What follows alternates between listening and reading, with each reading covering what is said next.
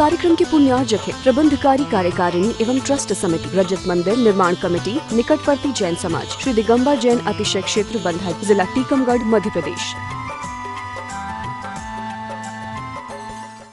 नमो अरिहन्ताणं,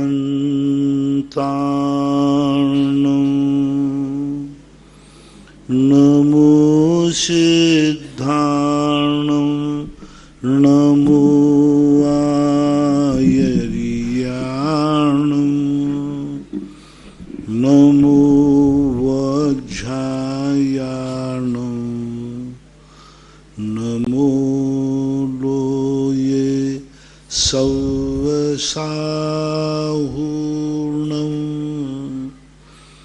पंच परमेष्टि भगवान की जय। आचार्य श्री गुरुवर कुंद कुंद महाराज की जय। आचार्य श्री गुरुवर विद्यासागर महाराज की जय। परम पूज्य निर्यापक श्रवण मुनि श्री सुधा सागर जी महाराज की जय। डिम्पल जैन पठारी गुरुवर नमोस्तु। महाराज जी की जिज्ञासा है कि मार्गणा और गुणस्थान में क्या अंतर है? मार्गणा जीव के रहने का स्थान है, गुणस्थान जीवों के परिणामों का स्थान है। मार्गणा में जीव स्वयं वहां पहुंचता है और गुणस्थानों में जीव के परिणामों का उतार चढ़ाव। मार्गणाओं का संबंध मोह और योग से नहीं होता, उनका संबंध होता है कर्म से। कर्म जो है, जिस प्रकार के कर्म की परिणति होती है, वह कर्म वहाँ उस जीव को ले जाता है। और जहाँ जीव पाया जाता है, खोजा जाता है, उसको कहते हैं मार्गणा, जहाँ जीव को खोजा जाए। और गुणस्थान का नाम है मोह और योग की परिणति से गुणस्थान बनते हैं। वो एक ही जीव के एक ही पर्याय में एक साथ व्यक्ति 14 गुणस्थान प्राप्त कर सकता है एक ही जीवन में। लेकिन मार्गणाएं सभी एक जीवन में प्राप्त हो ऐसी बात नहीं। कुछ मार्गणाएं होती हैं जो जीवन में प्राप्त होती हैं, इसलिए दोनों में अंतर है, ऐसा मानना चाहिए। वृत्ति श्रावक सलील जैन इंदौर गुरुवर नमोस्तु। महाराज जी पूछ रहे हैं कि हम लोग कई बार सफ़र के दौरान गाड़ियों में रहते हैं, तो उस समय हम लोग अपने व्रतों का पालन कैसे करें, प्रतिक्रमण सामायिक आदि कैसे करें? आगम में तो ऐसा कोई छूट दी नहीं गई।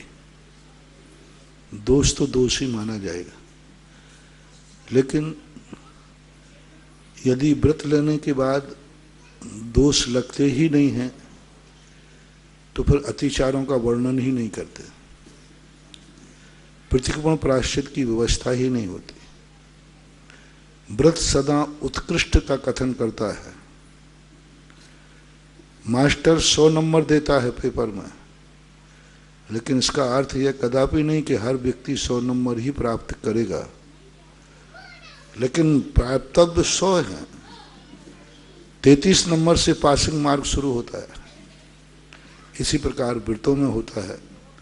100 नंबर का व्रत है, अब उसमें इस प्रकार की मजबूरियां परेशानियां आती हैं, उन्हीं सबके लिए तो अतिचार है, प्रायश्चित है, प्रतिक्रमण है। एक बुद्धिपूर्वक लगता है। पूज्यवर अमृतचंद सूरी महाराज ने चार्य चूड़का में कहा, एक दोष लगते हैं उपयोग रहित अवस्था में। सब प्रकार की सावधानी बरत रही थी, उपयोग सावधानी में था लेकिन साबद्ध हो रहा था।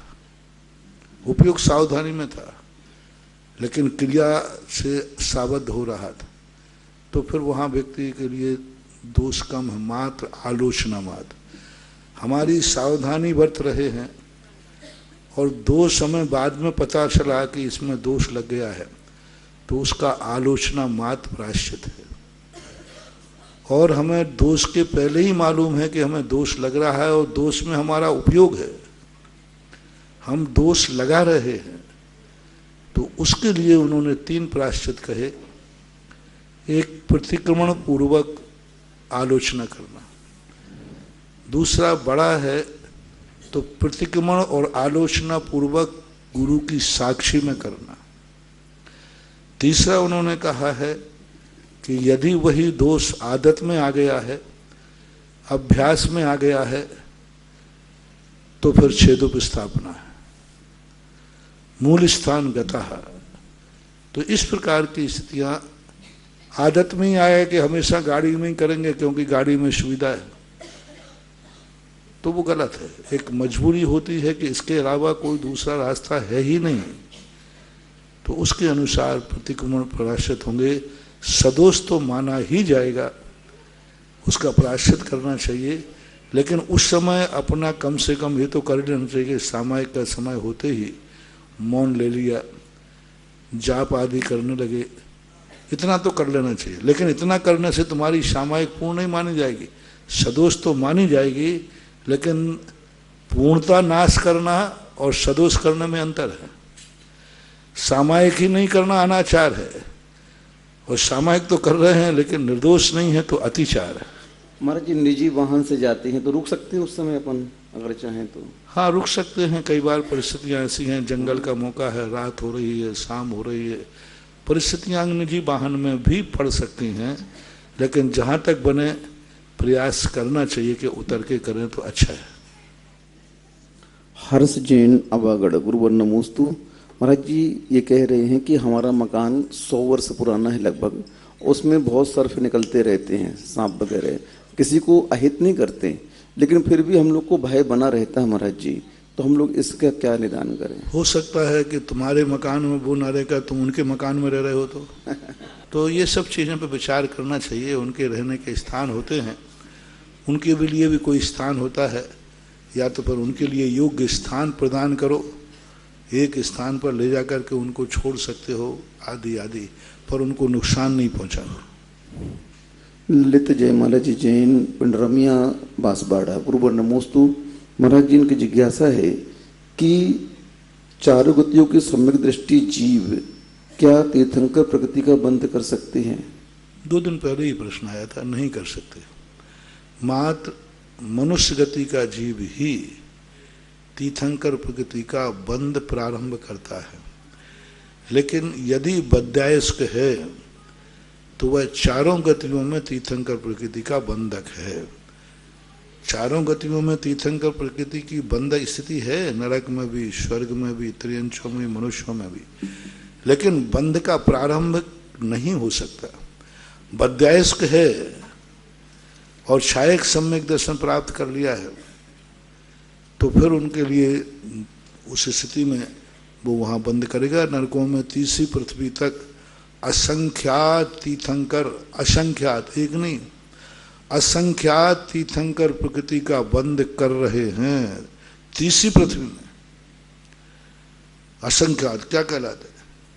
तीसरी पृथ्वी में नरकों में पड़े असंख्यात तीर्थंकर प्रकृति को बंद करके, जिनके आते ही पंच कल्याणक मनाए जाना है।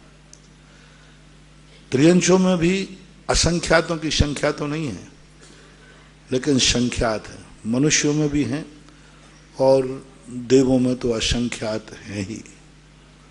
प्रतीक जैन, ग्वालियर, गुरुवर नमोस्तु। महाराज जी इनकी जिज्ञासा है कि शिखर जी की वंदना करते समय कुछ नौजवान व्यक्ति डोली में वंदना करते हैं और रास्ते में खाते पीते हैं, तो महाराज जी ये उनके पुण्य कर्म का उदय माने कि पाप कर्म का उदय माने? ऐसे व्यक्ति हैं कि आलू का त्याग है लेकिन अंडा खा रहे हैं। आलू का तो त्याग है लेकिन अंडा खा रहे हैं। कई व्यक्ति कहते हैं महाराज जी हम एकासन तो कर लेंगे लेकिन एक टाइम शराब जरूर पिएंगे, उपवास भी कर लेंगे, एकासन तो कर लेंगे लेकिन चाय जरूर पिएंगे, एकासन करेंगे लेकिन गुटखा जरूर खाएंगे। तो ये सब चीजें नहीं, पहले आभक्ष का त्याग। हमारे यहाँ जो मूल गुण कहे गए हैं उन मूल गुणों के लिए प्रथम धर्म कुलाचार। कुलाचार रात्रि भोजन धर्माचार नहीं है, व्यसनों का त्याग धर्माचार नहीं है, ये धर्म की कोटि में नहीं आते। लोग कहते हैं चारत मोहवश लेस न संयम पैसुर नाथ जजे है, बड़ी इसकी बड़ी मजाक उड़ाते। भैया हम तो अविरत सम्य दृष्टि, हमारा कोई त्याग थोड़ी है। अरे भाई चारत कहते किसे हैं जैनागम में? वहां चारित्र्य लिखा है पंडित जी साहब ने। तो चारित्र्य किसे कहा? जैन दर्शन में दो ही चारित्र्य हैं, देश चारित्र्य और सकल। और देश चारित्र्य कहां से शुरू हुआ? 12 व्रतों से। 12 व्रतों से सबसे जघन्य चारित्र्य शुरू होता है। तो 12 व्रतों का लेस मात्र उसके पास नहीं है, यानी 12 व्रतों में से एक भी व्रत उसका नहीं है। लेकिन इसका अर्थ है कि वो सप्तव्यसन का त्यागी नहीं है, इसका अर्थ है कुलाचार नहीं है। जैन धर्माचार जो है, जैन कुलाचार श्रावक का कर्तव्य है। षड आवश्यक सप्तव्यसन का त्यागी होगा, षड आवश्यक को करने वाला होगा। ये 6 आवश्यक जो है वृत्तियों के नहीं है। एक बार पंडित जी ने कहा, महाराज जी अभिषेक पूजन ये नियम लेना तो ये तो वृत्तियों के काम है। मैंने कि कौन से शास्त्र में लिखा है, कौन से व्रत में लिखा है? किसी भी आचार्य ने किसी वृत्ति के लिए कोर्स में नहीं लिखा कि अभिषेक पूजन करना है, किसी वृत्ति के कोर्स में नहीं, किसी प्रतिमा में नहीं लिखा। 35 श्राव का आचार है, एक भी श्राव का आचार में वृत्ति के लिए कहीं भी ये कोर्स नहीं है कि वो अभिषेक पूजन करेगा, कहीं नहीं लिखा। अतिथि संविभाग है तो आहार दान का वो प्रक्रिया अलग है। तो फिर ये देव पूजा कहां से आई? मैंने कही अविरत सम्यक दृष्टि जैन श्रावक के लिए है। जिसने अभी व्रत नहीं लिए हैं उसके लिए नियम है ये कि जैन श्रावक है तो उसे 6 आवश्यक पालना ही है। ये श्रावक के नहीं है, वृत्ति के नहीं है, ये गृहस्थ के हैं। देव पूजा, गुरुपास्ते, स्वाध्याय, संहिता, दानम चेति गृहस्थानाम। गृहस्थ वृत्ति को नहीं कहा जा रहा है यहाँ, गृहस्थ अविरत सम्यक दृष्टि को कहा जाता है। इसलिए ये जो बाहर जो कुलाचार के चारित्र हैं, ये चारित्र तो उसे पालन करना ही पड़ेगा, करना चाहिए। कुलाचार के बिना धर्माचार फलीभूत नहीं होते हैं। निर्मला जी जैन बड़ौत, गुरुवर नमोस्तु। महाराज जी की जिज्ञासा है कि जब हम लोग भक्तांबर जी का पाठ करते हैं 48 दीपक को जला करके, लेकिन जब तक अंतिम दीपक जलता है तो शुरू के कुछ दीपक बुझ जाते हैं, तो उन बुझे हुए दीपकों से आरती कर सकते हैं बाद में? कोई बात नहीं, आपका संकल्प पूरा हो गया, फिर भी थोड़ा और भावना है तो इतना घी डालो कि अंतिम श्लोक तक चल जाए। लेकिन फिर भी यदि बुझ जाता है तो कोई ज़्यादा अशुभ नहीं है, अमंगलिक नहीं है। आपको जलाते समय आपका दीपक जल गया, आप एक ना एक दिन तो कभी ना कभी तो बुझेगा ही ना। अच्छा यही है कि पूरे 48 दीपक तक चलता है तो गुड बेटर बेस्ट। संतोष जैन रुमाल, गुरुवर नमोस्तु। महाराज जी कह रहे हैं कि आपने एक दिन कहा था कि जो कार्य मैंने किया नहीं है और जिस कार्य को मैं करूंगा नहीं उसके बारे में सोचना भी नहीं चाहिए। तो महाराज जी ग्रंथों में तो सप्तव्यसन और पापों के बारे में लिखा हुआ है और उसका मेरा त्याग है, तो फिर उसके बारे में क्या चिंतन करें? वहाँ प्रसंग दूसरा है, वहाँ हे मान के त्याग किया गया है, यहाँ प्राप्त करने के लिए है। जो चीज़ हमारी थी नहीं, है नहीं, होगी नहीं, उसको पाने का हम भाव कर रहे हैं। उस दिन प्रवचन की मूल लाइन आपने शायद नहीं समझी हो शंकाकार ने, तो वहाँ पर यह है कि जो चीज़ हमारे पास है ही नहीं उसके संबंध में हम समय खराब कर रहे हैं, हो गई नहीं। जैसे अच्छी बात पे भी मैंने कहा था, मैं इस पंचम काल में केवल ज्ञान प्राप्त नहीं कर पाऊंगा और उसको प्राप्त करने के लिए 24 घंटे टेंशन कर रहा हूँ, बहुत टेंशन हो रहा है। अरे होना ही नहीं है, जो कर सकते हो वो तो करो। शुद्ध उपयोग प्राप्त कर सकते हो, मुनि दशा प्राप्त हो, उसके संबंध में टेंशन करो। चाहे अधर्म हो चाहे धर्म हो, चाहे गृहस्थी हो चाहे मोक्ष मार्ग हो, प्राप्त की दृष्टि से यदि तुम उसको प्राप्त करने का प्रयास कर रहे हो जो तुम्हारा था नहीं, है नहीं, होगा नहीं, उसके संबंध में क्या सोचना, क्यों विचार कर रहे हो? प्राप्त करने के लिए। और वहाँ जो वर्णन किया है पूज्यवर बंदनंदी आदि महाराजों ने, वह स्वरूप समझने के लिए किया है, स्वरूप समझने के लिए कि नरक कैसा होता है, व्यसन कैसे होते हैं, पाप कैसे होते हैं। तो वहाँ त्यागने के लिए किया गया है, त्याग करने के लिए ज्ञान किया गया है, और यहाँ वो अज्ञानी प्राप्त करने के लिए विकल्प कर रहा है। शशि सुभाष जैन, दीनदयाल नगर, सागर गुरु नमोस्तु। महाराज जी, इनकी जिज्ञासा है कि भोग और भोग उसे कहते हैं जो बार बार भोगा जाए, वो भोग है, एक बार भोगने में भोग है। तो केवलियों के छायिक भोग और छायिक उपभोग कैसे होते हैं? उनके घटता है ना अनंत भोग, जो अनंत उनका ज्ञान है, अविभागी प्रतिषेध है, अनंत आनंद ले रहे हैं। और वो भोग वही है कि उनका ज्ञान वही जान रहा है जो पहले एक बार जान चुका है। उनके नया क्या है? उन्होंने कहा ना, तीनों काल की त्रिकाल पर्यायों को एक समान जानता है प्रत्यक्षवत। उनको आज भी द्वारका जलती हुई दिख रही है, अपन को भी दिखती है। कोई घटना अपने सामने घट जाए तो घटना घट के समाप्त हो गई, और आंख बंद करो तो वो ज्यों की तो घटना दिख रही कि नहीं? मानस प्रत्यक्ष। मान लो कहीं आग लगी, देखी आग बुझ चुकी, और आंख बंद करो तो वो ज्यों की त्यों हुबहू आंख की लपटें दिख जाएंगी नहीं? ऐसा केवल ज्ञानी।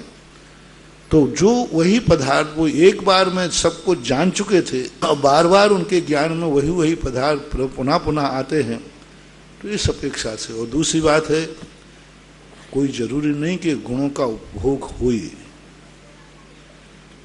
उनको ये शक्ति प्रकट हुई है, उनको ऐसी शक्ति प्रकट हो गई। चाहे कोई जरूरी थोड़ी कि जिनको शक्ति प्रकट हो जाए उनको भोग नहीं चाहिए, कोई जरूर नहीं, शक्ति है। जैसे तीर्थंकर में शक्ति है कि 3 लोग को डमरू के समान घुमा सकते हैं, लेकिन घुमाना ही चाहिए, नहीं घुमाते, ऐसा कोई नियम नहीं। ये शक्तियां कहलाती हैं। तो शक्तियां प्रकट हो जाती हैं, और प्रकट होने के बाद उनका उपयोग हो, ऐसा कोई नियम नहीं है। पंडित कमल जैन कर्रापुर गुरु नमोस्तु। महाराज जी, इनकी जिज्ञासा है कि श्रावकाचार में आया है कि हमें अपना मकान किसी को किराए से नहीं देना चाहिए, ऐसा क्यों महाराज जी? मैंने ऐसा मूल ग्रंथों में तो नहीं पढ़ा, लेकिन आया है, ये जरूर पंडितों के ग्रंथों में आया। शायद पंडित जी साहब सदा सुखदास जी ने इस बात को संकेत किया, दूसरी शायद लाठी संहिता के अंदर इस बात को संकेत किया। तो वो उस अपेक्षा से हो सकता है कि मकान में तुमने जिसको दिया है वह पता नहीं क्या करेगा, उसको वहाँ से निकाल सकते हैं कि हिंसा के उपकरण किसी को देना नहीं। मान लो तुम्हारे चाकू है, उन्होंने कहा भाई थोड़ा देना सब्जी काटने को, पता नहीं वो क्या काट देगा, क्या कर देगा। आजकल बड़ा खतरा है, तुम्हारे किसी का थोड़ा मोबाइल देना, पता नहीं वो कहाँ मोबाइल कर दे। तो इस अपेक्षा से कहा कि तुम्हारे दूसरों की हिंसा के लिए आप तो अपने दोस्त तो लगा ही रहे हो, तुम्हारे से वो पता नहीं कितने दोस्त लगाएगा, उस मकान में पता नहीं वो क्या करेगा, क्योंकि उसका वृत्ति तो है नहीं, वो तो वृत्ति है नहीं। तुम्हारा मकान था, तुम वृत्ति हो, तुम उसमें रात में नहीं खाओगे। तुम्हारा मकान है, तुम वृत्ति हो, उसमें सामायिक करोगे। तुम्हारा मकान है, तुम मकान में वही कार्य करोगे जो करने योग्य है। और तुमने किराए पे दे दिया अविरति को, किराए पे दे दिया तुमने किसी अजैन को, वो रात में खाएगा, आलू प्याज भी खाएगा। मांसाहारी हुआ, शराबी हुआ तो शराब भी खेलेगा, क्योंकि उसका त्याग नहीं है। इस अपेक्षा से उसका निषेध किया जाता है। सिद्धार्थ सिंघई सागर गुरु नमोस्तु। महाराज जी, इनकी जिज्ञासा है कि जो भक्तांबर विधान करते हैं उसमें एक जगह क्लीम शब्द आया है मंत्रों के उच्चारण में, और एक छीम शब्द आता है बीजाक्षर के रूप में। छीम शब्द आता है और एक जगह क्लीम शब्द आता है। क्लीम। हाँ, तो महाराज जी, छीम पढ़ना चाहिए कि क्लीम पढ़ना चाहिए वहाँ पर उच्चारण? मूल भक्तांबर में जो है क्लीम शब्द आदिनाथ भगवान का मूल मंत्र है। क्लीम शब्द जो है एक अपने आप में पावरफुल शक्ति है, जो आद्यता को प्राप्त कराता है ना, शक्ति को बहुत। वो क्लीम शब्द ऐसे कार्य भी कराता है जो उसकी ड्यूटी में नहीं आते, जो उसके कार्य में नहीं आते, ऐसे कार्य करने की भी क्षमता रखता है। कई लोग होते हैं जिनका उनको ज्ञान होता है, वो उतनी कार्य कर सकते, उस समय नहीं। क्लीम बहुमुखी है, बहुमुखी। बहुत सारे बीजाक्षर बहुमुखी नहीं है, उनका टारगेट है कि हम यही कार्य कर सकते, इसी तरफ जा सकते, लेकिन क्लीम बीजाक्षर बहुमुखी है। उनमें वो शक्तियां भी हैं जो शक्तियां उसके प्रोटोकॉल में नहीं आती, जो शक्तियां उसके नियम कानून में नहीं आती, उस कार्य को करने की भी शक्ति रखता है क्लीम। और आदिनाथ भगवान का जीवन ऐसा ही था। आदिनाथ भगवान के जीवन में वो कार्य किए उन्होंने जो उसके उनके प्रोटोकॉल में नहीं थे। आज तक किसी तीर्थंकर ने संसार का परिवर्तन नहीं किया, किसी भी तीर्थंकर में, कहीं भी, पूरे शास्त्रों में किसी तीर्थंकर ने। हर तीर्थंकर षडावश्यक 6 कार्यों की दीक्षा के बाद परिवर्तन करते हैं, केवल ज्ञान के बाद। ग्रस्त अवस्था में 6 कर्मों की अवस्था, आरंभ परिग्रह की अवस्था तीर्थंकर के प्रोटोकॉल से बाहर है। आरंभ परिग्रह है। अरे तुम्हारा जन्म तो आरंभ परिग्रह से रहित पने के लिए हुआ है, और उधर वो तलवार चलाना सिखा रहा है, अहिंसा का पुजारी है। तुम्हारा जन्म हुआ है कि अहिंसा का उपदेश दो, वो तलवार चलाना सिखा रहा है। आरंभ परिग्रह से दूर करो, वो खेती करना सिखा रहा है। ये प्रोटोकॉल से बाहर का कार्य है। तुम्हारा ज्ञान था, मुनियों को उपदेश दो केवल ज्ञान के बाद, वो बच्चियों को पढ़ाने बैठ गए। हाँ, अनार का 1 2 3 4, ये उनके प्रोटोकॉल से बाहर था। उन्होंने तीर्थंकर के सारे कानून दाव पर रख दिए। तीर्थंकर के कानून के बिल्कुल विपरीत कार्य है। तीर्थंकर ये कार्य नहीं कर सकते, लेकिन उन्होंने किए। इसलिए 3 तीर्थंकरों के लिए चक्रवर्ती के साथ चक्रवर्ती बनना, 3 पदों के साथ तीर्थंकर के साथ चक्रवर्ती बनना, ये तीर्थंकर के लिए ठीक नहीं है, क्योंकि उसके साथ उनको बहुत आरंभ परिग्रह करना अनिवार्य होता है। तो लेकिन फिर भी हाथ चलता है, तो ये कहलाता है, मैं क्लीम बीजाक्षर कह रहा हूं। ऐसे कुछ प्रतिभा संपन्न लोग होते हैं जो अच्छे कार्य करने की भी शक्ति रखते हैं, बुरे कार्य करने की भी शक्ति रखते हैं। जो कम में शूरा सो धम में शूरा, दोनों में शूरवीर होते हैं। क्लीम शब्द एक अपने आप में ऐसा सर्वव्यापी, सर्वभौम, बहुमुखी बीजाक्षर है। इसलिए क्लीम शब्द आदिनाथ के साथ छीम शब्द का भी प्रयोग कर सकते हैं। 2 शब्द हैं, छीम और छिवीम, आधा छा वा बी इंदी। अब छिवीम का अर्थ अलग है और छीम का अर्थ अलग है। छिवीम शब्द छीम से ज्यादा पावरफुल है, शक्तिमान है, और छीम अलग है और झीम अलग है। ये 3-4 अक्षर अलग अलग तो है। झीम वो झंडे वाला झा झीम, और कक्षा वाला छीम। छीम एक क्षत्रिय जाति का शब्द है। उसी प्रकार का झीम जो होता है नकारात्मक ऊर्जा को दूर करता है, एलर्जी का बहुत बड़ा मंत्र है। झीम जो है वो अपने आप में ऐसी स्थिति बनाता है जैसे किसी को घृणा होती है ना, एलर्जी होती है, बहुत एलर्जी हो रही है, वो 10 मिनट बैठ करके झीम का ध्यान कर ले, उसका मन मचलाना खत्म हो जाएगा, जी मचलाना खत्म हो जाएगा।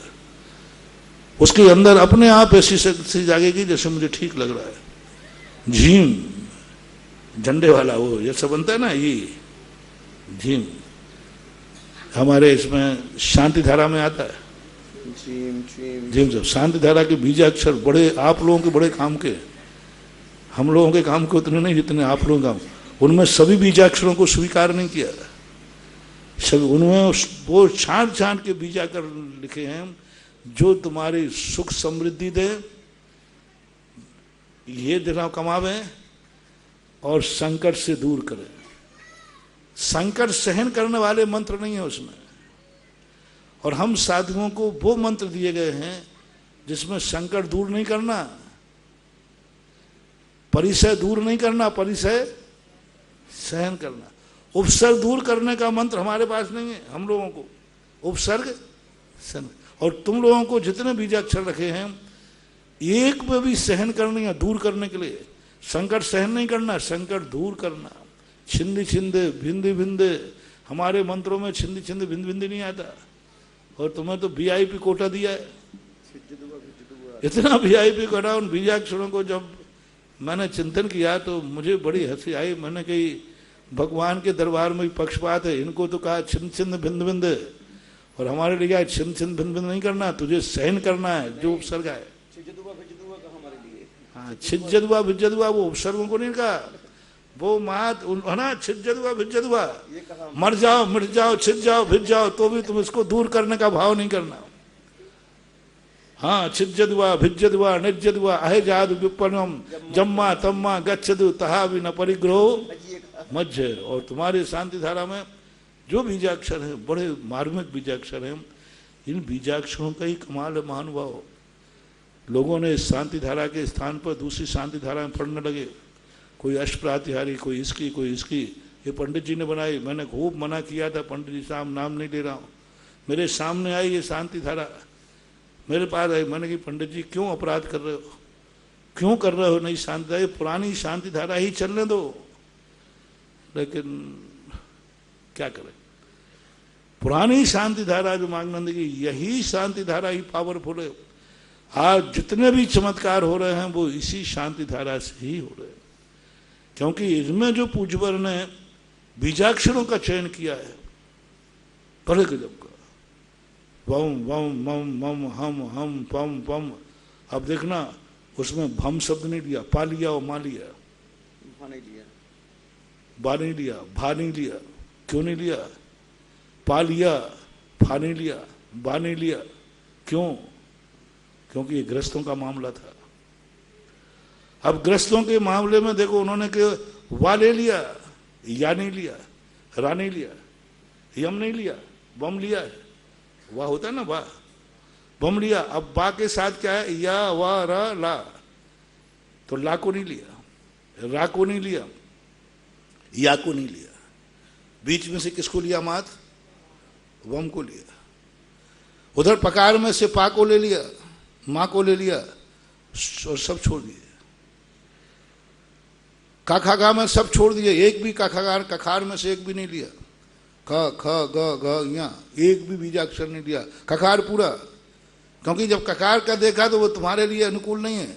तुम रो पड़ोगे यदि ककार ले लेंगे तो, तुम रो पड़ोगे, तुम हथियार डाल दोगे, भाग जाओगे। अब चकार को जब आया तो चकार में माँ चा को नहीं लिया, छा छत्ते का नहीं लिया, जा को नहीं लिया, कौन सा लिया? मात झा। मात एक झा को लिया और बाकी सब छोड़ दिए। तो ये उन मंत्रों के अपने आप एक अलग अर्थ होते हैं। कुछ मंत्र जो ऐसे होते हैं कि जो एक संकेत के ऊपर चलते हैं, उनको हमने कहाँ फिट करना है, कहाँ किस भावना में रहना है, उसके अनुसार वो कार्य करते हैं। मल्टीपर्पस इनकी अर्थ क्रिया होती है। ब्रह्मचारिणी स्वामी दीदी पिपरई गुरुवर नमोस्तु। महाराज जी, इनकी जिज्ञासा है, सर्वार सिद्धि ग्रंथ की टीका में चारित्र मोहिनी कर्म के आश्रय के कारणों में संक्लेश को पैदा करने वाले वेश और व्रत को कारण माना है। तो महाराज जी, संक्लेश करने वाले व्रत और वेश को धारण करना चारित्र मोहिनी कर्म का आश्रय कैसे पैदा करेगा? चारित्र मोहिनी कर्म के आश्रयों में सर्वार सिद्धि की टीका में जो संक्लेश को पैदा करने वाले भेष और व्रत हैं उनको धारण करना कहा है। भेष और व्रत संक्लेश को पैदा करने वाले भेष, हाँ, व्रत और भेष को कारण। भेष तो ठीक है, नाना प्रकार के जो भेष हैं, जिन भेषों का उद्देश्य होता है सामने वाले को भ्रमित करना, जैसे नाटक आदि खेलना, इसमें सामने वाले को भ्रमित करना, तो उसमें चारित्र मोहिनी कर्म का बंध होता है। लेकिन चूंकि अभिप्राय उसको धर्म की प्रभावना करने का होता है, तो उससे माध्यम से दूसरे पुण्य कर्म के बंध होते हैं, ऐसा मानना है। नाटक खेलना बंद नहीं करना, लेकिन वहाँ बता रहा हूँ। और आकर्षित जब भी कोई भेष धारण करता है तो सामने वाले को आकर्षित करना चाह रहा है, भ्रमित करना चाह रहा है, तो चारित्र मोहिनी कर्म के बंध। और व्रत यदि संक्लेश का कारण है तो वो तो चारित्र मोहिनी का बंध होगा ही होगा। संक्लेश का अर्थ कि व्रत लेने के बाद संक्लेश में कहाँ का फंस गया, मैंने व्रत कहाँ से ले लिए, नहीं ले रहा तो अब मैं क्या करूं। ऐसे व्रतों के प्रति जो अरुचि भाव है तो वो तो संक्लेश का है, बंध के कारण में कोई बाधा नहीं है। विरोधी अध्यक्ष आमंत्रित हैं। प्रथम जिज्ञासा के लिए संस्कृति जैन कोटा तैयार रहें। मेरे आराध्य गुरुदेव निर्यापक मुनि पुंगव सुधासागर जी महाराज जी के चरणों में मेरी तरफ से, मेरे परिवार की तरफ से, पूरी वागड़ जैन समाज की तरफ से और विरोधे तीर्थ क्षेत्र कमेटी की तरफ से त्रिकाल नमोस्तु नमोस्तु नमोस्तु गुरुवर। जब कोरोना आया गुरुदेव, तब मेरा पूरा परिवार, हम 6 भाई हैं, 6 भाई का पूरा परिवार कोरोना के अंदर में हम सब लास्ट ईयर अगस्त में आ गए, जिसमें मैं भी 1 महीना ऑक्सीजन पे अहमदाबाद में रहा, 1 महीना ऑक्सीजन पे घर पे रहा। जब आपका आशीर्वाद मिला तो मुझ में इतना मनोबल बढ़ गया। डॉक्टरों को कहा कि मेरे को अब कुछ नहीं होगा, मेरे गुरुदेव का आशीर्वाद मिल गया है, मैं बिल्कुल ठीक होकर के घर लौटूंगा। और आज आपके सामने पूरा परिवार, हमारा पूरा परिवार में कोई भी जनहानि नहीं हुई है और हम सब आपके आशीर्वाद से स्वस्थ हैं। मेरा प्रश्न विरोधे से है गुरुदेव। विरोधे में जब भीलवाड़ा के अंदर में मूल नायक आदिनाथ भगवान विरोधे में विराजमान है, उनकी प्रतिष्ठा सूर्य मंत्र आपके द्वारा 31 मई को जब दे करके वक्त रूम में भगवान को विराजमान किया, इसके बाद हमें बांसवाड़ा ले जाना था। आपसे विनती की, आपने कहा कि भगवान को आप एक दुल्हन की तरह ले जाइए। हम सभी ने, आपने मुहूर्त निकाल दिया 7 जुलाई का, 6 जुलाई का। 6 जुलाई को भीलवाड़ा से लेकर के जब बांसवाड़ा आए तो पूरी ऐसी अगवानी हुई। बांसवाड़ा के अंदर में 10,000 पब्लिक और 500 मोटरसाइकिलें, 250 कारें और बांसवाड़ा का बच्चा 5 किलोमीटर तक वो रोड जाम हो गया। मुझे भी इतनी आशा नहीं थी। भैया जी, प्रदीप भैया जी भी थे, वो भी कह रहे थे कि अगर ऐसा होता तो अपन ऊपर डोम से इसका सारा सर्वेक्षण कराते और इसका वो करते। तो हे गुरुदेव, बांसवाड़ा में लोग आज भी कहते हैं कि ऐसी अगवानी हमने जिंदगी में ने कभी न देखी है, न भूतो न भविष्य। तो अब कभी ऐसी अगवानी हमको देखने को नहीं मिलेगी। जो गुरुवर मुनि पुंगव सुधासागर जी के आशीर्वाद से हमें वो अगवानी देखने को मिली। क्योंकि जहां पर भी प्रतिष्ठाएं होती है, पंडाल के अंदर में प्रतिष्ठा होने के बाद में भगवान को मंदिरों में विराजमान किया जाता है, लेकिन उस मूर्ति को, आदिनाथ भगवान को आपके द्वारा सूर्य मंत्र दिया गया। जिज्ञासा करें। तो 7 तारीख को जब वहां पर विराजमान किया तो वहां पर भी 10,000 पब्लिक। हमने शाम को 3,000 लोग का खाना बनाया था, वहां 8,000 लोग हो गए। लेकिन वो क्या मालूम कैसे हो गया, पता ही नहीं चला गुरुदेव। जब वहां पर आपका कल्पद्रुम विधान हुआ था 2016 में। जिज्ञासा करें। हाँ जी, थोड़ा बोलने में तकलीफ हो रही है। तो गुरुदेव, आपने कहा था कि यह जो विरोधे की माटी है, इसमें ऐसी एनर्जी है कि आपको विरोधी कमेटी को कहीं पर भी पैसा लेने के लिए नहीं निकलना पड़ेगा। तो हे गुरुदेव, आज 5 साल हो गए, हम अभी तक कमेटी का एक भी बच्चा कहीं भी लेने के लिए नहीं निकला है और वहां पर इतना काम हो रहा है जहां 10-12 करोड़ रुपए आपके आशीर्वाद से लगे हुए हैं। तो मेरा यही है कि हे गुरुदेव, वो माटी और वो भगवान विराजमान है, उसमें आपके द्वारा जो सूर्य मंत्र दिया गया उसके बारे में मैं ही बता देता हूँ पूरा। और अभी जो देखो, पहली बात है, जो तुम्हारी स्थिति, तो तुमने तो अपनी तरफ से, तुम्हारे कर्मों ने तो यहाँ से रेस्ट्रिक्ट खत्म कर दिया कि तुम यहाँ से जाओ। तो तुम्हें जब कोरोना हुआ तो जिस पोजीशन में था, तो तुम्हारे डॉक्टर से चर्चा हुई प्रदीप भाई की, तो उन्होंने कहा कि संभावना कम दिखती है। तो तुम्हारा तो यहाँ से तो नंबर कट चुका था, यानी तुम्हारा हिसाब किताब तो यहाँ से हो चुका था। लेकिन जब ऊपर हिसाब किताब मिलाया तो तुम्हारे लायक वहाँ सीट खाली नहीं थी। कारण ये हुआ कि वहाँ विरोधी क्षेत्र बनते नहीं देवों में, और तुम्हारे खाते में लिखा है कि विरोधी क्षेत्र बनाना है। तो उन्होंने कहा कि यहाँ आके ऊधम करेगा तो वहाँ क्षेत्र में तो बनना नहीं है, फिर वहाँ बन करके भूत बन के जाएगा फिर नीचे, इसलिए मोहन बन के ही वहाँ रहने दो। इसलिए अब क्षेत्र के लिए तुम दोबारा लौट के आए हो। अब जो तुम बचे हो तो वो विरोधी क्षेत्र के लिए बचे हो, इस कार्य के लिए आपका क्षेत्र, और वो क्षेत्र उसी दिन अपने आप में पुण्यवानी भूमि होती है जिस दिन वह क्षेत्र के लिए घोषित हो जाता है। और उस समय ही वह हो गया जिस दिन उसने नंद्यावर्त को अपनी गोदी में स्थापित किया, गर्भ में स्थापित किया, उसी दिन हो गया। दूसरी, वो मूर्ति ही तुम्हारी ऐसी मिली अभी तक के इतिहास में, वो पहली बार ऐसी मूर्ति बनी जिस मूर्ति का नमूना दुनिया में कहीं नहीं। उस शिल्पी को बैठा करके मैंने खुद अपने सामने बैठाल के उसको आकृति दी, और आकृति लेकर के उसने कहा महाराज जी ऐसी बनती तो है ही नहीं, और कैसे बनाऊंगा। मैंने कहा तू बनाना शुरू कर, और मूर्ति ऐसे बन के आई कि बाद में मैंने कहा आगे सारी मूर्ति ऐसे ही बनाया करो। बहुत अच्छी मूर्ति बनी, बहुत बढ़िया बनी। कभी कभी क्या होता है, पाषाण का मूर्ति का भी कुछ ऐसी परिणति हो जाती है कि वो अपना प्रभाव दिखाता है। वीरोदय तीर्थक्षेत्र बागड़ का एक बहुत अच्छा तीर्थक्षेत्र बनना है, बस जितनी धीमी गति तुम्हारी चल रही है यह गति ठीक नहीं है, उसकी इतनी स्पीड बढ़ाओ। क्योंकि कितने साल हो गए, 5 साल हो गए, 5 साल हो गए, तो अब इसलिए जल्दी करना चाहिए, क्योंकि क्षेत्र तुम्हारी सब कुछ घोषित है, सब कुछ तैयारी है, बात स्पीड बढ़ाना चाहिए। मेरा आशीर्वाद। आज मूल नायक देवादि, जब आप मुहूर्त निकाल देंगे दिवाली बाद में, तो उसमें भी मार्गदर्शन दीजिए किस तरह से हम उसको ला करके वहां पर विराजमान करें। ठीक है, दे देंगे। संस्कृति जैन कोटा तैयार रहें, और उसके बाद में निवेदन दीदी सविता दीदी से।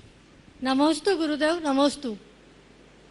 प्राचीन समय से जैन धर्म ज्ञान कला के क्षेत्र में सम्मत रहा है, किंतु यह प्राचीन अमूल्य धरोहर धीरे धीरे क्षीण होती जा रही है। युवा पीढ़ी में कैसे अभिरुचि उत्पन्न की जाए जिससे इस धरोहर को, अमूल्य धरोहर को हम बचा सकें। कभी कभी क्या होता है कि जब अधिक अशुभ कर्म के लोग जन्म लेने लग जाते हैं तो सच्चा धर्म है वो द्रोहित हो जाता है। दुर्जनों की संख्या बढ़ते ही सज्जन खिसक जाते हैं, और धर्म की यही स्थिति बन रही है कि आगे जिस विश्वीकरण की नीति में महाभारत के अंदर एक बहुत अच्छा प्रसंग आया कि सत्यवती महाभारत की मूल स्रोत बनी। सत्यवती के वो आगे पीछे की कहानी से कोई मतलब नहीं। उनका पूर्व बेटा था जो साधु के रूप में था, वो सचेत करने माँ को आया, माँ को लेने आया। बोले माँ आप यहाँ से चलो। बोले क्यों बेटा, मुझे क्यों ले जा रहे? बोले अब इस कुरुवंश में वह होने वाला है जो तुम देख नहीं पाओगे। अब यहाँ वो स्थिति घटित होने वाली है जिसको देखने लायक तुम्हारी स्थिति नहीं है। तुम इतने उत्कृष्ट हो कि वो निकृष्ट दशा तुम नहीं देख पाओगे, इसलिए तुम्हारे वो तो होगा, कुछ भी करो।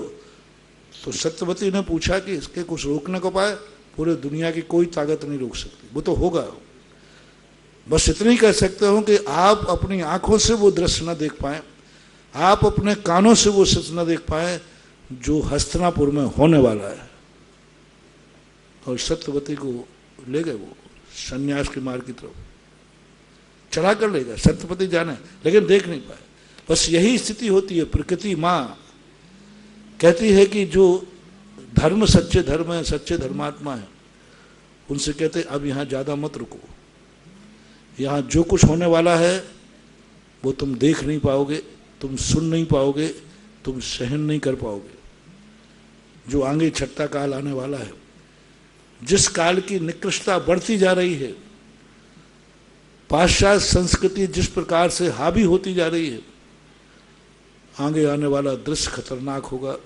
तो धीरे धीरे जो सच्चे धर्म हैं वे प्रकृति माँ उनको स्वतः ही हटा देगी। प्रकृति कहेगी कि प्रकृति से कहें कि इन अधर्म को रोको, तो वो एक ही बात कही, ये तो रुकने वाला है नहीं। बस इतना ही हो सकता है जो सज्जन और साधु हैं वो यहाँ से हट जाएं, वो इस दृश्य को देखने के लिए उपस्थित ना रहे, क्योंकि यह स्थिति आज बनती जा रही धीरे धीरे। आज सबसे बड़ी देख लीजिए, आज जो गुरु पद पे स्थापित थे, लौकिक गुरु, लौकिक ज्ञान कराते थे, वो ज्ञान भी वो लोग भी गुरु माने जाते थे। आज पाश्चात्य संस्कृति ने सारे ज्ञान गुरुओं को कर्मचारी में लाके रख दिया। आज शिक्षक किसमें आते हैं? कर्मचारी में लाके पटक दिया। कहाँ गुरु पर राज के सम्मान, लौकिक गुरु की बात कर रहा हूं, पारमार्थिक की नहीं। शिक्षा देने वाला गुरु भी राज करबार में पूजनीय और आज से बड़ा होता था। शिक्षक जब आता था तो राजा भी खड़ा होता था। आज शिक्षकों के लिए कर्मचारी में डाल दिया। धीरे धीरे ये सारा पतन होगा तो प्रकृति खुद अच्छे लोगों को यहाँ से हटा देगी। मुझे वो इस प्रश्न पर वो महाभारत का दृश्य याद आ गया। परम पूज्य निर्यापक श्रमण के चरणों में कोटि सह नमन। मुनिश्री, एक जिज्ञासा है कि आचार्य कुंद कुंद भगवान जी ने मोक्ष अधिकार में समय सार में कहा है, प्रश्न उठा करके गाथा कहिए, कह सो घिप्पयप्पा पन्नाय घिप्पयप्पा जय पन्नाय विहितो तय पन्नाय घिप्पतु। वहां पर ये कहा कि कैसे हम आत्मा को ग्रहण करें, तो प्रज्ञा के द्वारा ग्रहण करें।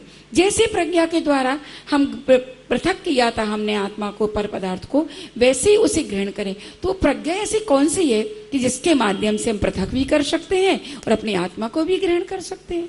प्रज्ञा शब्द ज्ञान से ऊपर उठा हुआ शब्द है। उन्होंने ज्ञान से नहीं कहा, प्रज्ञा से कहा। प्रज्ञा का अर्थ होता है ज्ञान की एक ऐसी दशा प्रकृष्ट रूप से जो ज्ञेय को जानती है, प्रकट रूप से। ज्ञायक और ज्ञान में बहुत अंतर है। प्रज्ञा वो ज्ञायक की तरफ ले जाने वाली शक्ति है जो ज्ञान से प्रकट होती है लेकिन ज्ञान नहीं होती। ज्ञान से प्रकट होती है। प्राज्ञा, ज्ञात शब्द के दो अर्थ हैं, ज्ञान, ज्ञाता और ज्ञेय। प्रज्ञा, अब ज्ञा शब्द के तीनों अर्थ निकलते हैं, ज्ञेय भी निकलता है, ज्ञाता भी निकलता है और ज्ञान भी निकलता है। ज्ञेय को यदि हम गौण कर दें तो ज्ञाता और ज्ञान, इन दोनों के संबंध में एक ऐसी समष्टि बैठा देता है कि पहले तो ज्ञेय ले लें तो ज्ञान, ऐसी प्रज्ञा, ऐसा ज्ञान जो ज्ञाता को अनुभव में आ गया। हमें ज्ञान तो है लेकिन हम ज्ञान के मालिक नहीं हैं, मलकियत की अनुभूति नहीं हो रही। हम बैंक के मैनेजर के समान हैं। बैंक के मैनेजर के हाथ में धन तो है लेकिन उसको धनी की अनुभूति नहीं होती। धन है उसके पास, करोड़ों रुपया है, लेकिन उसको धनी की अनुभूति नहीं होती। इसी प्रकार हमारे पास ज्ञान है लेकिन मुझे ज्ञाता की अनुभूति नहीं हो रही। ज्ञान है लेकिन ज्ञायक की अनुभूति नहीं हो रही। बुद्धि है लेकिन प्रज्ञा की अनुभूति नहीं हो रही। प्रज्ञा का अर्थ होता है इधर ज्ञेय को जनाकर हमें भेद विज्ञान प्रकट कराती है और प्रज्ञा भेद विज्ञान करा करके उधर ज्ञाता के अनुभव में भेज देती है। और ज्ञान से कहती है तुम ज्ञान के मालिक हो, ज्ञान तुम्हारा नौकर है, उसका नाम प्रज्ञा होता है। ज्ञान तुम्हारे ऊपर हावी नहीं है, तुम ज्ञान के मालिक हो। तुम कहो कि मैं ज्ञाता हूं, धन नहीं है, मैं धनी हूं। धन के बल पर ही धनी हो, लेकिन धन तो नहीं है ना।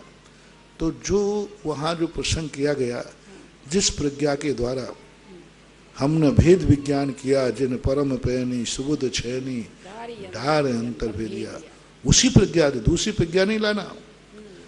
उसी प्रज्ञा को स्वयंमुखी करो, जहां भेद वासना शादी किसको हो जाए, प्रलय को प्राप्त हो जाए, प्रलीन हो जाए।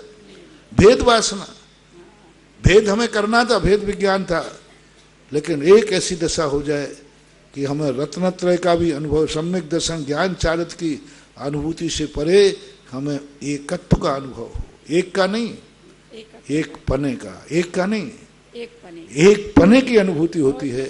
तो प्रज्ञा शब्द सबसे पहले पूज्यवर कुंद कुंद स्वामी ने अपने समय सार में ही ग्रहण किया।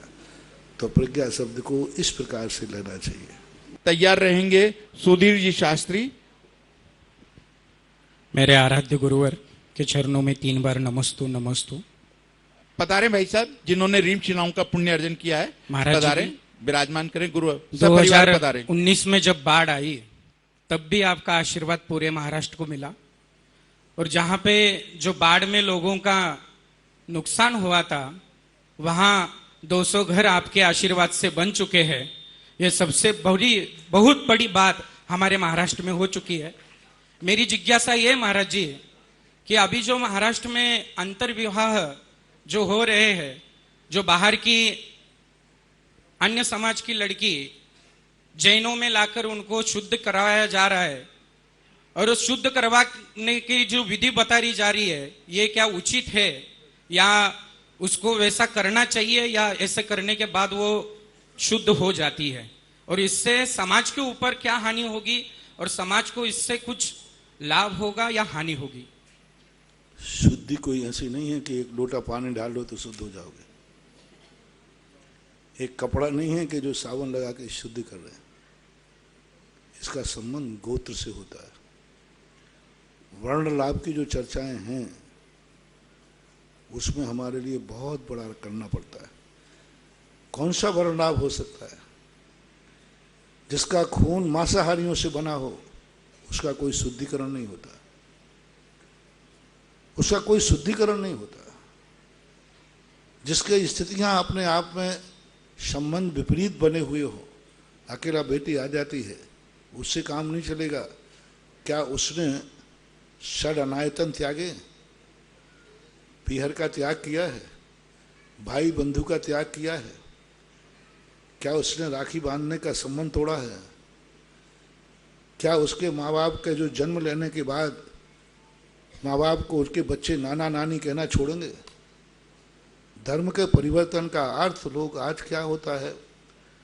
एक व्यक्ति कहा, बोले महाराज जी, एक बच्ची आई, बोले महाराज जी मुझे जैन धर्म बहुत अच्छा लगता है, मुझे बहुत अच्छा, मैं इनसे शादी इसलिए कर रही हूँ कि जैन धर्म।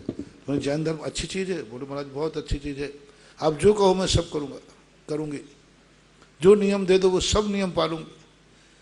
मैंने कहा ठीक है, एक बात ध्यान रखो, यदि इस बच्चे से तुम्हारी शादी नहीं हुई तो? बोले फिर नहीं पालूंगी। तो मैंने कहा ये धर्म लैला मजनू का नहीं है कि लैला मजनू बनने के लिए धर्मात्मा बन गए और नहीं हुआ तो धर्म। धर्म वो है कि शादी होवे या नहीं होवे, धर्म तो धर्म ही है। हमारे यहाँ चंडाल को भी जैन बनाया, लेकिन चंडाल का अर्थ है नहीं कि उसको घर में प्रवेश दे दिया, मंदिर में प्रवेश दे दिया, चौकी में प्रवेश दिया। चंडाल धीवर सब लोग उदाहरण देते हैं, देखो इनको जैनी बनाएगा। अरे जैनी बनाएगा, कहीं अभिषेक तो नहीं कराया गया? जैनी बनाया किसी महाराज को हार तो नहीं दिलाया गया? जैनी बनाया गया कोई विधान में तो खड़ा नहीं किया गया? जैनी बनाया गया समाज के बीच में रोटी बेटी व्यवहार तो नहीं किया गया? और जहां पर चारों वर्णों के विवाह की व्यवस्था की चर्चा लोग करते हैं, वहां पहले धर्म एक था, मात्र कर्म अलग था।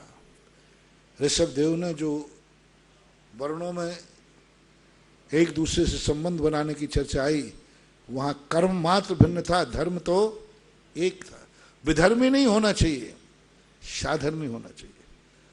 और फिर जो कुछ परंपराएं, जो अपवाद हैं शास्त्रों में, वे दुर्घटनाएं कहलाती हैं। ये दुर्घटनाएं हैं, इनको शुद्धि का पायजामा पहना करके क्लीन चिट नहीं दी जा सकती। गलत तो गलत ही है।